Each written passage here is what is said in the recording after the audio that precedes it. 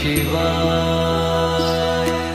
अजं शाश्वतं कारणं कारणानां शिवं केवलं भासकं भासकानां तुरीयं तमः पारमाद्यन्तहीनं प्रपद्ये परं पावनं द्वैतहीनम्।